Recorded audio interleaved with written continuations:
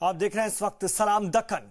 औरतों और बच्चियों को लेकर बीजेपी का एक और चेहरा सामने आया है। कृष्ण जन्माष्टमी के मौके पर दही हांडी के दौरान बीजेपी एमएलए ने बेटी भगाने की बात कही है। महाराष्ट्र के इस एमएलए का ये शर्मनाक बयान अब चर्चा का सबब बना हुआ है। ये रिपोर्ट देखिए। तुमचे आई वडील म्हटले, साहेब आम्हाला ही पोरगी पसंत आहे, तर काय करणार मी? लग्न करून द्यायचं, तिला पळवून आणणार आणि तुम्हाला देणार। बेटी बचाओ बेटी पढ़ाओ के बाद बेटी भगाओ का ये स्लोगन काफी हैरान करने वाला है। दही हांडी तकरीब के दौरान बीजेपी एमएलए ने हामियों की भारी भीड़ में कहा कि अगर कोई लड़की आपको पसंद हो और घर वाले तैयार न हो तो उसे भगाने में आपकी हम मदद करेंगे। आप खुद सुनिए बीजेपी एमएलए का ये बयान। साहेब मी तिला प्रपोज केलं, मला नाही म्हणते, प्लीज मदत करा। चुकीचं आहे, 100% मदत करणार।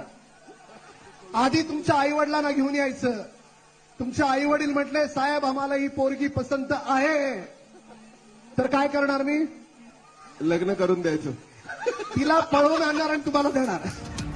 महाराष्ट्र के बीजेपी एमएलए यहीं नहीं रुके, बाकायदा उन्होंने मौजूद लोगों को अपना मोबाइल नंबर भी दिया। नंबर 9833151912। राम कदम के बयान से नाराज कांग्रेस एक तरफ तो कार्रवाई की मांग कर रही है, दूसरी जानिब इसे आरएसएस की फिक्र का नतीजा करार दिया। नहीं, राम कदम ऐसे कहेगा ऐसे मुझे कभी नहीं लगा था, लेकिन सचमुच जो बयानबाजी की जो मैंने देखा है वीडियो, ये बहुत गंभीर है। मेरी ये सरकारी मांग है कि ठीक है, राम कदम मेरे मित्र है, कुछ भी हो, लेकिन ये तो बहुत आपत्तिजनक विधान, तो उन्होंने माफी मांगे, ये तो नहीं तो सरकार ने उनके ऊपर कार्रवाई करेंगे। देखिए, भारतीय जनता पार्टी की जो सोच है महिलाओं पे, वो आरएसएस की सोच है और उसमें महिला पुरुष की एक संपत्ति है, प्रॉपर्टी है, और इसी तरह से आरएसएस ने महिलाओं के बारे में अपने ट्रेनिंग कैंप्स में पुरुषों को समझाया है।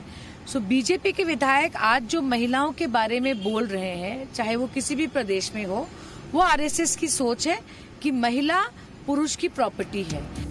महाराष्ट्र हुकूमत में शामिल शिवसेना भी राम कदम के बयान से नाराज नजर आई। पार्टी लीडर मनीषा कांडियाल ने तो वुमेन कमीशन की खामोशी पर ही सवाल उठा दिया।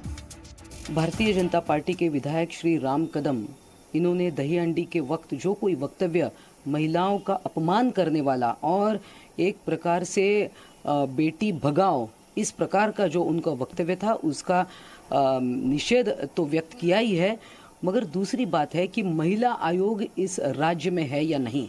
क्या महिला आयोग सिर्फ सलाह मशवरा करेगी? क्या महिला आयोग की कोई जिम्मेदारी नहीं है कि महिला आयोग एक नोटिस भेजे, एक शो कॉज नोटिस भेजे? क्या महिला आयोग भारतीय जनता पार्टी के डायरेक्शंस पर चलता है? बीजेपी लीडर के इस नजरिए से नाराज एनसीपी की खातून विंग तो राम कदम के घर का घेराव करने पहुंच गई। इस दौरान उन्होंने हुकूमत और बीजेपी क़यादत को निशाने पर लिया। महिलाओं को, हमारी बेटियों को इन्होंने क्या समझ के रखा है? ये क्या समझते हैं अपने आप को? अपने कार्यकर्ताओं को ये सलाह दे रहे हैं कि तुम्हारे लिए मैं लड़कियां भगा के लाऊंगा? ये भाजपा की नीति है। नरेंद्र मोदी कहते हैं बेटी बचाओ बेटी पढ़ाओ, ये बेटी भगाने की है भाजपा की साजिश है। अपने बयान को आधा अधूरा बताने वाले राम कदम अगले दिन इसकी वजाहत भी कर रहे थे। हालांकि इस दौरान उन्होंने कहा कि अगर किसी को सदमा पहुंचा है तो वो माफी मांगने से भी पीछे नहीं है। लेकिन बड़ा सवाल ये है कि बेटी बचाओ बेटी पढ़ाओ का नारा देने वाली बीजेपी बेटी भगाने पर क्यों उतर आई है?